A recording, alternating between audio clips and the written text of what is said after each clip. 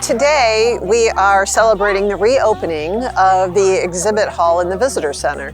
It's a beautiful new area that kids can interact with and enjoy and learn about the history of Malabar Farm. Malabar Farm was built by Louis Bromfield, one of the most famous farmers in America.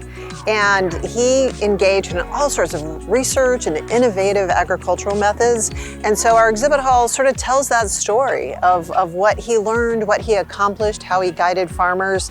So it's great for adults to understand sustainable practices, but we tried to make it interactive so kids could enjoy it too.